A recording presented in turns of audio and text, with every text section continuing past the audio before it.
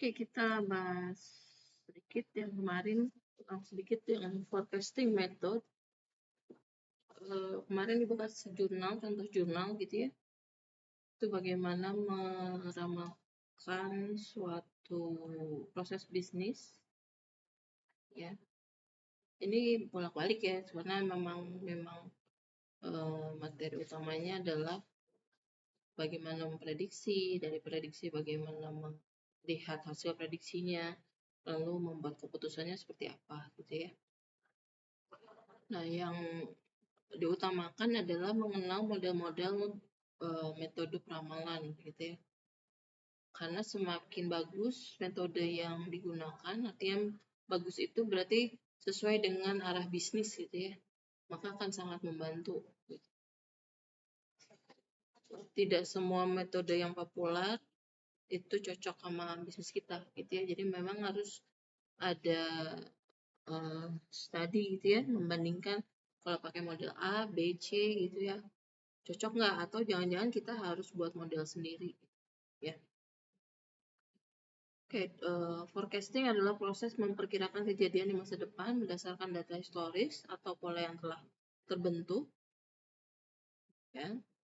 Tujuannya tadi memprediksi, harapannya bisa membantu dalam pengambilan keputusan di jangka panjang gitu ya. Jenis peramalan itu ada dua secara umum berdasarkan data. Yang pertama metode kualitatif, yang kedua metode kuantitatif. Kalau kualitatif itu biasanya tidak cukup tersedia data secara statistik. Artinya kita bisa ambil datanya dari melihat riset orang gitu ya, atau history data perusahaan kita punyanya data apa nih. Kalau data kualitatif nggak punya, ya kualitatif kita seperti apa gitu ya. Lalu lihat dari perusahaan-perusahaan yang mirip seperti apa datanya gitu ya. Dan bisa jadi kan kalau melihat dari perusahaan lain kan data mereka juga tidak terpublish keluar gitu ya, sehingga kita hanya bisa lihat surveinya, nilai peringkat secara kualitatif gitu ya, like dislike-nya gitu ya, itu kan data kualitatif. Nah, kalau kuantitatif itu kita punya data numerik yang cukup sehingga dapat menghasilkan sebuah prediksi. Ini yang dicoba dikoleksikan gitu ya, sehingga datanya besar gitu ya. Kita harus punya database yang cukup baik untuk merecord ini. Kemudian teknik forecasting, kemarin Ibu sempat menjelaskan yang time series ya. Time series sendiri ada banyak metode yang bisa digunakan ya. Ada moving average, ada exponential smoothing, ada ARIMA, auto regressive integrated moving average ya. Yang sekarang populernya time series itu dikombinasikan dengan machine learning ya. Karena tadi datanya besar sehingga butuh perhitungan yang lebih kompleks dan lebih cepat.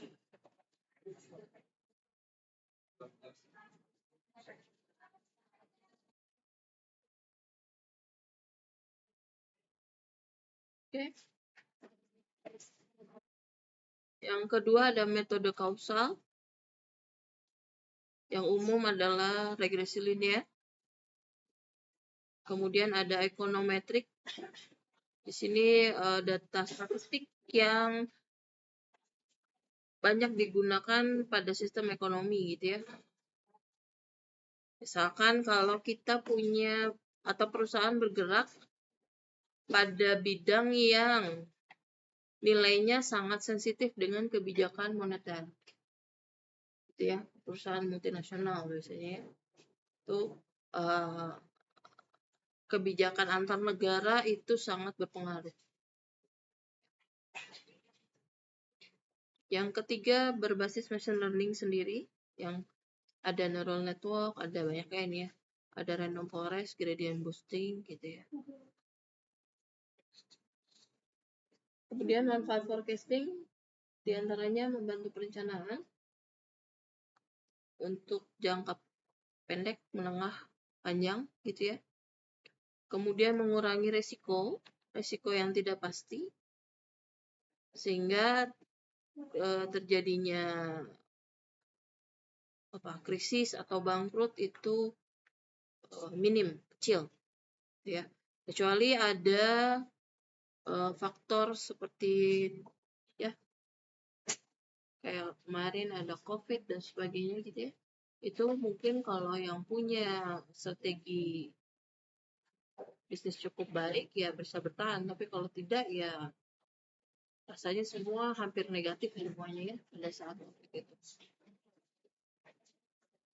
Lalu dapat mengoptimalkan sumber daya.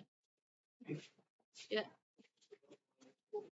sumber daya di sini tentu saja yang paling berpengaruh adalah kondisi finansial kalau untuk jangka panjang, gitu ya. Makanya harus tahu pengaruhnya kalau kita memutarkan keuangan dalam bentuk rupiah kah, dalam dolar kah, atau dalam pound sterling gitu ya, atau dengan emas misalkan berapa persen ya, kita harus punya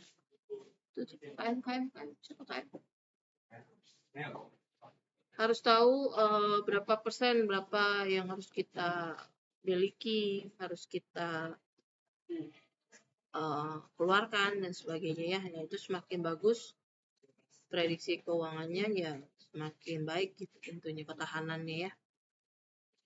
Nah, tantangannya dalam forecasting itu tadi yang namanya prediction gitu ya, itu sangat berpengaruh dari model yang dipilih. Ya, kan tadi ini banyak nih ya metodenya nih.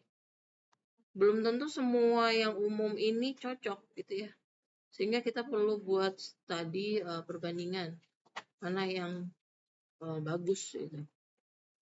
Sehingga resikonya kecil ya. Kemudian data yang tidak akurat atau tidak lengkap. Kita nggak punya data user misalkan, konsumen kita yang baik karena nggak pernah di-record.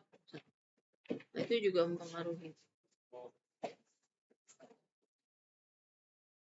Lalu perubahan tren yang cepat, tren ini bisa jadi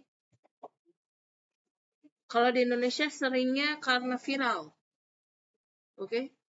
Karena viral. Jadi like food, what is a favorite atau viral food for this month? Bulan ini apa gitu ya? Favorit foodnya. Kalau di Bandung masih cilok gitu ya. Cimol, cilok, cimol, satu lagi seblak gitu ya. Tapi itu kan nggak lama ya. Nah, seorang visioner biasanya akan punya model bisnis yang jangka panjang. Bisa bertahan lebih dari 30 tahun. Ya. Tapi kalau cuma ngejar yang viral-viral ya, kalau makanan setahun udah bagus gitu ya. Kalau enggak biasanya kurang dari 3 bulan udah tutup. 3 months gitu. Nah, kalau baju, nah ini baju nih. Yang ibu tahu kalau di pasar baru seminggu sekali turun baju sama tas. Baju and bag gitu ya, fashion. Seminggu sekali, kebayang seminggu sekali turun per kilo-kilo gitu baju. Berubahnya, nah itu yang enak sebenarnya bagian produksi ya, kan nggak tahu ya. Tinggal lempar kalau udah punya ini. Nah, yang repot yang bagian jual. Nah, itu harus tahu cara ya target pasarnya siapa. Harus dibaca ya. Konsumennya siapa. Oke. Ibu lanjut ke materi yang ini. Yang kemarin ya tentang forecasting. Lalu ada teknik optimisasi. optimization teknik. Dari seluruh materi yang kemarin Ibu sampaikan, ada forecasting, ada machine learning gitu ya, ada apa lagi? Ada time series, ada regresi ya, ada data mining. Semuanya itu digunakan tujuannya cuma satu, untuk mengoptimalkan sekumpulan solusi pada perusahaan tersebut. Ya, kan masalahnya nggak cuma satu gitu ya, namanya perusahaan nggak cuma satu. Nah itu kita harus punya beberapa alternatif dari tadi metode-metode semuanya itu yang di atas gitu ya. Kita buat, oh kalau pakai regresi solusinya cocok untuk problem yang ini. Kalau pakai forecasting ini, gitu ya. Nah, ya tentunya nggak kerja sendiri ya. Kalau CEO pasti dia harus tahu itu. Tapi kalau kita bukan CEO-nya, ya kita harus kasih apa? Ya mungkin juga nggak semuanya kalian menguasai gitu ya. Pastikan kalian menguasai salah satu gitu. Sehingga nanti muncul beberapa solusi. Karena yang maksimum memberikan kemajuan pada perusahaan, mana yang resikonya minimum, gitu ya, risknya minimum. Ini secara matematis semuanya dapat dihitung, tergantung data yang kalian punya. Ya, in math semuanya possible to calculate, ya. Tapi juga secara intuisi, insting gitu ya, kalau kalian terbiasa nanti juga akan tahu, nggak perlu dihitung nih kira-kira begini gitu ya. Tapi harus punya landasan basic yang cukup ilmiah gitu ya, sehingga kalian bisa ajukan solusinya apa. Nah, teknik optimasi ini berkaitan erat dengan tools yang kalian punya. Di sini saya sebutkan dalam istilah matematik ya, karena memang paling banyak digunakan menggunakan matematika gitu ya, menghitung ini. Yang pertama ada optimasi secara deterministik. Di sini deterministik terukur gitu ya, jadi tidak menggunakan elemen acak, tidak random ya,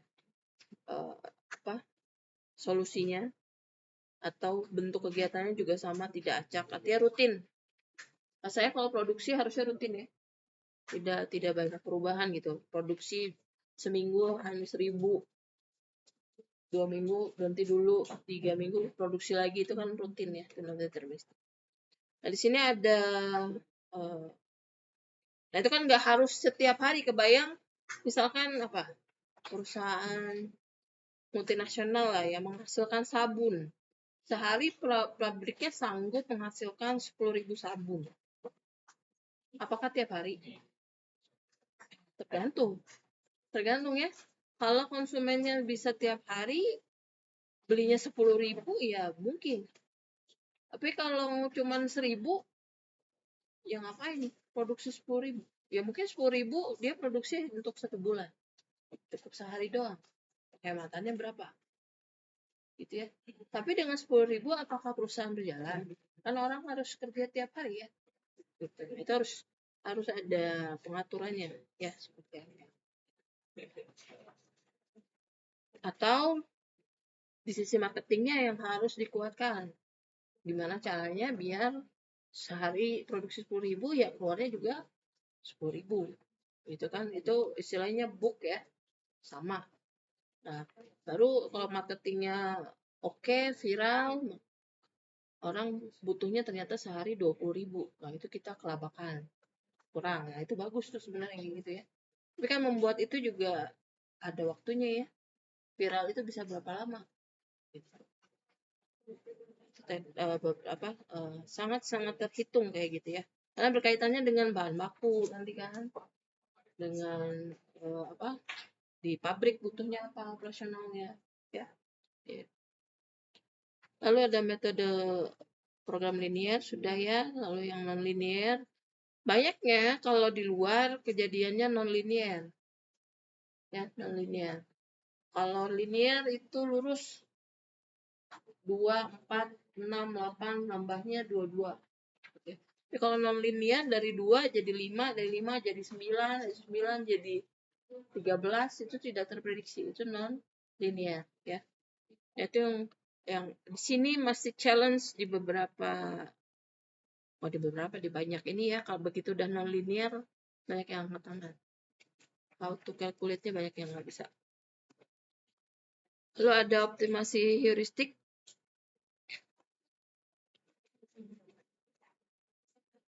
Di sini ada dua yang ini, hill climbing sama simulated annealing. Dia berdasarkan mungkin solusinya nggak optimal tapi cukup ya, tengah-tengah lah gitu ya. Beda dengan yang tadi, kalau ini optimal langsung bisa dapat secara nilai sudah beda. Ini lebih banyak pertimbangan lah, memperhatikan banyak faktor gitu ya. Lalu ada meta heuristik, ini yang kompleks, yang sulit. Jadi ada beberapa parameter, semuanya harus ya. Kalau yang deterministik mungkin cuma 1-2 parameter gitu ya, tapi kalau yang meta heuristik ini banyak faktor. Makanya di sini kalau algoritmanya ini masuknya sudah ke AI, karena penghitungannya harus cepat, parameternya banyak, bukan cuma satu, multi parameter gitu ya. Biasanya di robotik ini banyak dipakai. Jadi kalau kayak biar robotnya kerja bareng-bareng, maksimum optimasinya seperti apa gitu ya. Nah, itu simulasinya ya. Nah, kalau di bisnis kayak gimana? Ya parameternya apa dulu nih yang kita bisa anggap sebagai setara sama model-model ini gitu ya. Apakah usernya, apakah barangnya, gitu, apa SDM kita gitu ya. Lalu ada yang convex sama non-convex. Ini yang tadi berkaitan sama yang deterministik. Kalau non-convex tadi yang meta heuristik. Nah, di sini machine learning banyak digunakan pada optimasi ya. Karena datanya tadi yang sekarang sangat banyak sehingga butuh perhitungan yang cepat ya. Oke. Saya mau coba simulasi. Kalian boleh buka Excel yang komputernya nyala. Kita pakai Excel dulu. Mungkin nanti yang pakai simulasi benar aja pas kuliah yang ada yang AI. Kalau nggak salah kalian ada kuliah AI deh. Artificial intelligence, juga nggak tahu sama ibu apa enggak. Ya, itu pakai Python. Kalau bisa request pakai Python gitu ya, biar ya Python tuh cukup mumpuni ya. Nggak harus ya pakai JavaScript bisa, tapi nggak cukup mumpuni gitu. Buat matematikanya ya, karena machine learning itu matematikanya kompleks. Nah, Python cukup bisa handle itu. Boleh buka Excel. Kita yang sederhana aja, karena kalian di sini masalahnya ada yang belum ngambil statistik, ada yang belum ambil kalkulus, dibarengin, jadi nggak bisa ini. Ya, nggak bisa sama ibu maksudnya. Kita coba buat kayak yang di depan, di papan ya.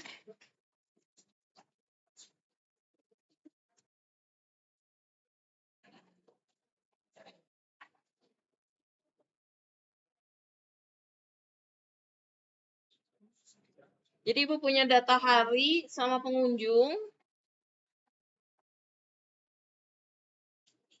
Silakan kalian ketik.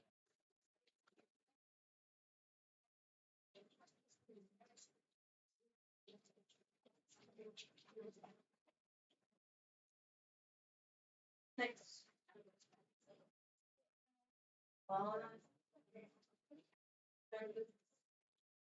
ada nggak jelas? Pakai laptop aja.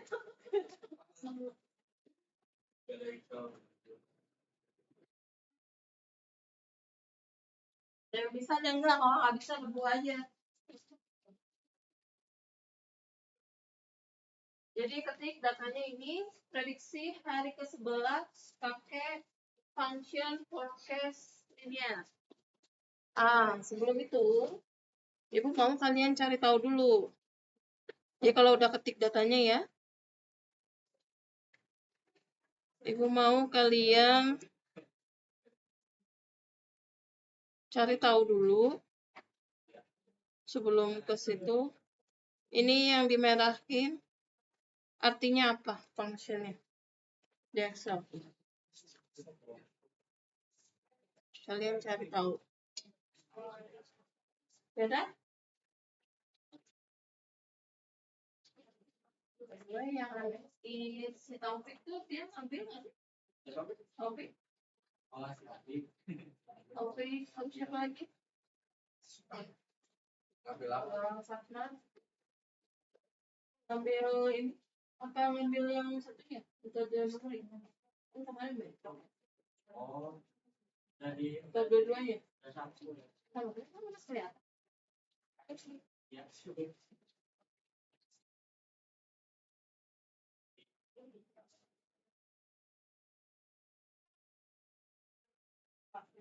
Belum susah. Tapi ini kalau optik kalau nggak salah pintas. Pindah. Ya pernah ada. Ini.